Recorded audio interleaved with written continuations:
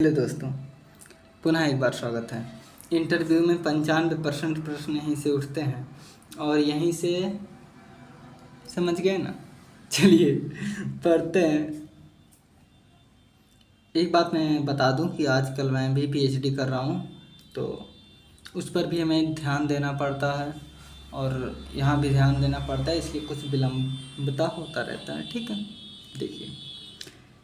चित्र संयोजन के सिद्धांत। जब कलाकार चित्र के तत्व, रेखा, रूप, रंग, तान आदि को सुनियोजित व कलात्मक रूप से प्रयोग करके अपनी भावनाओं की अभिव्यक्ति चित्र के रूप में करता है तो वह संयोजन कहलाता है।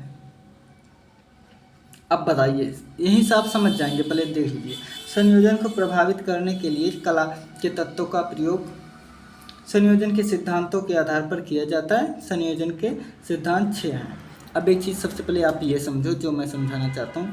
मान लीजिए एक घर में थाली है, ठीक है, तो यहाँ चावल रख दिया गया, यहाँ सब्जी रख दिया गया, यहाँ दाल इतना रख दिया गया, यहीं एक किनारे सलाद रख दिया गया और इसी चावल पर रोटी रख दिया गया।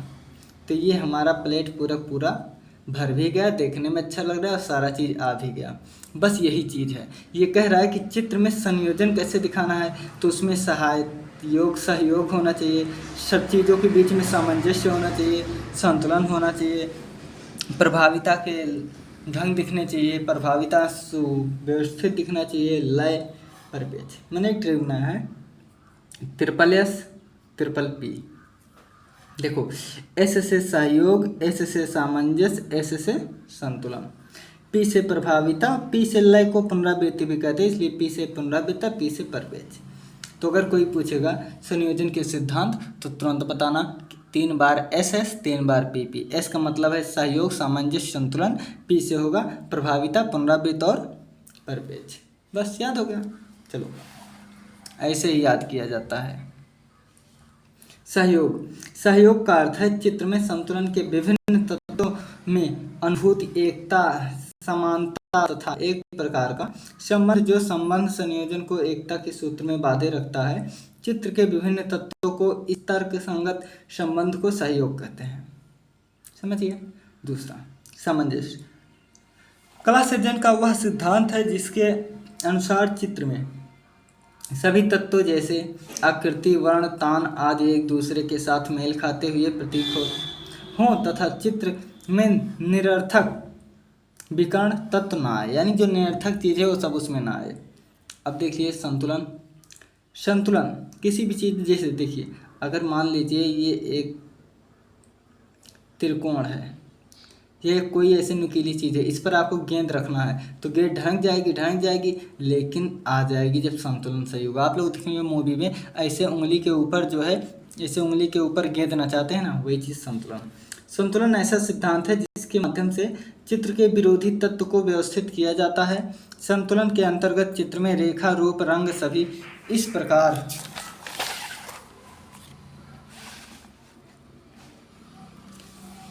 व्यवस्थित किया जाता है कि कोई भी तत्व अनावश्यक भारयुक्त प्रतीक ना हो। यदि ऐसा हुआ तो चित्र असंतुलित हो जाएगा। यदि कलाकार चित्र में एक भाग में कुछ रूपाकृतियाँ अंकित करता है और अंतराल में दूसरा भाग रिक्त छोड़ देता है तो यह गलत होगा। कहने का मतलब कि अगर चित्र में यहाँ मान लो तुम पेड़ बना दिए, यहाँ कुछ भी नहीं बनाए, तो ये संतुलन थोड़ी बनेगा, तो गलत होगा, क्योंकि इसमें अंतराल के उस भाग का भार बहुत बढ़ जाएगा जिससे स्वरूप की रचना हुई है, और इसके विपरीत अंतराल का रिक्त भाग शून्य लगेगा। अतः इसे सही करने के लिए अंतराल के रिक्त स्थान में भी कुछ रूपाकृतियों का निर्माण करना चाहिए, तभी चित्र में संयोजित होगा, तभी चित्र संतुलित होगा, तभी चीज में प्रभाविता आएगा। इसके अतिरिक्त यदि कोई भी चित्र के केंद्र में बना दिया जाए तो यह भी अनुचित होगा, क्योंकि रूप के चारों ओर से समान दबाव पड़ेगा, इससे हमारी आंखें अतिशीघ्र थक जाती हैं। अतः रूप को केंद्र से हटकर बनाना चाहिए। इसी प्रकार रंगों को भी संतुलन के आधार पर ही लगाना चाहिए। गहरे रंगों को छोटे स्थान पर, हल्के रंगों को बड़े स्थान पर लगाना चाहिए, क्योंकि गहरे रंग उष्ण रंग अधिक भारयुक्त होते हैं, हल्का रंग शीतल होता है, वो कम भारयुक्त होता है। इसी प्रकार संयोजन के संतुलन में बड़ा सहायक होता है। अब प्रभाविता, किसी एक आकृति को अन्य आकृतियों की तुलना में प्रमुखता देना प्रभाविता कहलाता है। वही चीज़ जो हमने बताया था कि हीरो जब डांस करता है हीरो, तो उसके पीछे पीछे भी लड़कियां डांस करती हैं, लेकिन लोग प्रमुखता किसे देता है? हीरो को, कि देखो ये इसके पीछे ये हीरो ये हीरो है, ये हीरो है, ये सलमान खान है, आमिर खान है, संजय दत्त है, सुनील शेट्टी है, सनी देओल है। लेकिन हम कभी नहीं पीछे वाले को पहचानते कि ये यार किस मूवी में था, ये कौन है। तो वही चीज़ जिसको हम प्रभाविता कहते हैं। देखिए, किसी एक आकृति को अन्य आकृतियों की तुलना में प्रभाविता देना, प्रमुखता देना। प्रभाविता उस सिद्धांत को कहते हैं जिसमें दर्शक की दृष्टि सर्वप्रथम मुख्य आकर्षण के केंद्र पर पहुंच जाती है, तत्पश्चात आकृति का विचरण का संपूर्ण चित्र रसास्वादन करती है। प्राचीन भारतीय चित्रों में इस सिद्धांत का बहुत सुंदर पूर्व प्रयोग किया गया है। इससे का सबसे अच्छा उदाहरण अजंता के पद्मपाणि, बोधिसत्व, मारविजय, राहुल समर्पण के चित्रों में देखने को मिलता है। अभी हम तुम्हें दिखा देते कि ये कहना क्या चाहता है। ये यही कह रहा है ना कि सिद्धांत को कहते हैं जिसमें दर्शक की दृष्टि सर्वप्रथम मुख्य आकर्षण पर पड़े। तो अभी मैं दिखा दे रहा हूँ आपको, चिंता मत करो। अब बताओ, ये देखो, इस चित्र में सबसे पहले हमारी आपकी दृष्टि पड़ी इस घर पर ना, तब बाद में ये ईंट ऊंट ये क्या लिखा है बाद में पड़ा, सबसे पहले इस पर पड़ा। ठीक, अब एक चित्र ये देखिए, सबसे पहले किस पर पड़ा? सबसे पहले इस पर हमारी आकृति रुकी, हमारी आंखें रुकी हैं, रुकी ना। अब इसमें देखो, सबसे पहले इस फूल पर पड़ा ना, इस फूल पर। तो इसी को कहते हैं कि आकृति में जिससे सबसे पहले जो ने प्रभाव पड़े वही प्रभाविता है। बस आगे पढ़ो यार, आप लोग कितना आसान है, मेरे साथ जुड़ो, देखो कला कैसे नहीं, कला में सफलता मिलती। लय, सामंजस्यपूर्ण अवयवों की पुनरावृत्ति से उत्पन्न निरंतरता को लय कहते हैं। देखिए, ये एक रेखा ऐसे खींच दिए थे तो ये, लेकिन ये पैसे ऐसे खींचते गए, ये लयात्मकता आ गया ना, लय हो गया, इसी को कहते हैं लय। ठीक है, अब भूलना मत। देखिए, पुनरावृत्त मतलब एक पुनः हुआ, फिर एक बार पुनरावृत्त होता तभी अब देखिए, पुनरावृत्ति मतलब आवृत्ति बार बार घूम रहा है, पुनरावृत्त होता है। लय का चित्रकला में विशेष महत्व है, क्योंकि दर्शक की दृष्टि यदि एक ही दिशा में बढ़ती जाती है, ध्यान दीजिएगा, अगर एक ही दिशा में बढ़ती जाती है तो उसमें निरसता उत्पन्न होती है। क्योंकि यदि उसमें कुछ कलात्मक लाते हुए रूपों को ऊपर नीचे दाएं बाएं गतिशील रूप में चित्रित किया जाता है तो वह सरस लयात्मक वातावरण क्रियान्वित होता है। यदि किसी चित्र में प्रकृत चित्रण क्षैतिज सरल रेखाओं से किया जाता है और दूसरे में गतिशील रेखाओं के माध्यम से, तो दूसरा वाला चित्र आकर्षित करता है, क्योंकि उसमें लयात्मक गतिशील वृत्त रेखाओं के माध्यम से लय की सृष्टि हो जाती है। ठीक, अब सृष्टि मतलब जैसे कोई ऐसे करके रेखा खींचे गोल, वहीं बगल तुम संरचना जो है ऐसे गोल से ऐसे रखो, खंड से खींच दो, तो जो ये अच्छा लग रहा है ना इसकी अपेक्षा, वही चीज़ जो एक ही बार में लय में किया जाए। परिपेक्ष किसे कहते हैं? देखिए, आप रेल की पटरी देखे होंगे, तो जहाँ यहाँ देखते हो यहाँ इतनी चौड़ी, फिर आगे कुछ दूर पर देखते हो जैसे लगता है कि एक ही में मिल जाती है ना, यही है परिपेक्ष।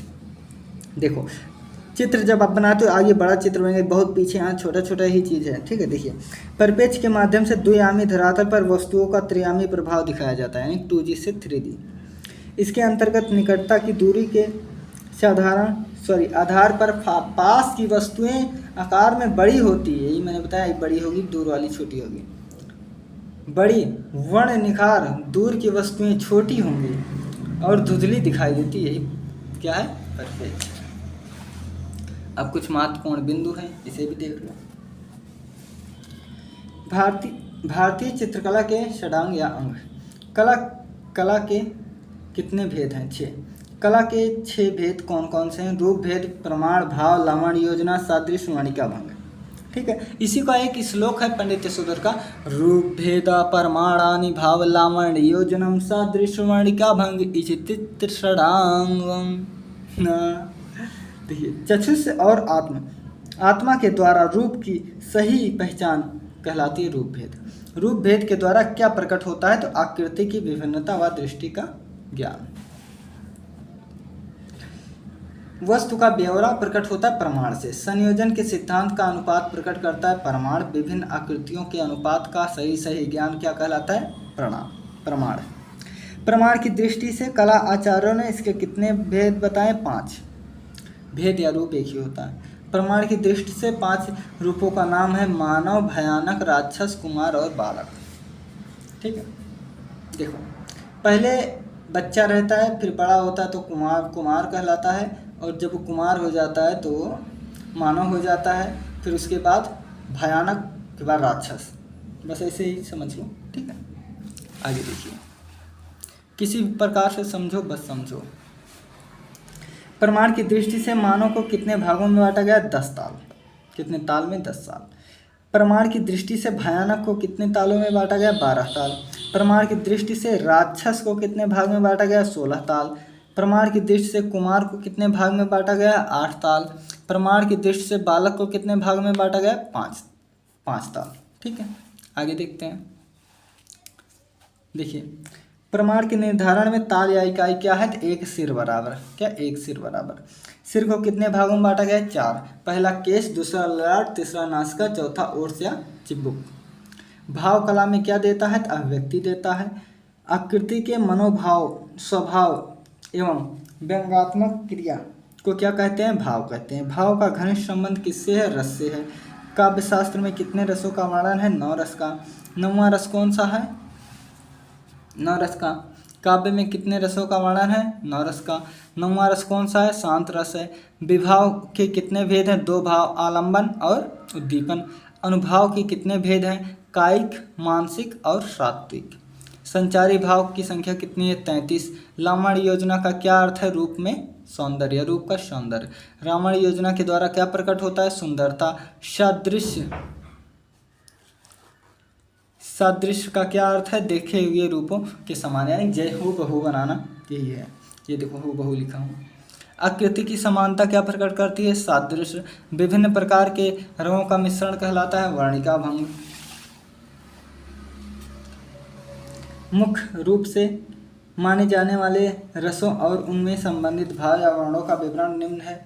श्रृंगार रस, देखिए, पहला है श्रृंगार रस, जिसका भाव रति है, वर्ण काला है। हास्य रस, जिसका भाव हास्य है और सफ़ेद इसका रंग है। करुण रस, शोक है, जो काला है। वीर रस माने उत्साह, ये भी काला। रौद्र रस, क्रोध, ये लाल। कहा जाता ना कि जब तो गुस्सा हो तो चेहरा लाल हो जाता। ठीक। भयानक, भय, एक काला। विभत्स रस, जिसे जुगुप्सा कहते हैं, नीला दिखाया जाता है। अद्भुत रस, पीला दिखाया जाता है, ये अब की बार पूछा गया था। शांत, निर्वेद। ठीक है। अब देखिए, ये है कला के तत्व, और कला के तत्व में पढ़ना है हमें बहुत, इसलिए इसको हम पढ़ेंगे अगले वीडियो में। आराम से अपना ख्याल रखना। Take care.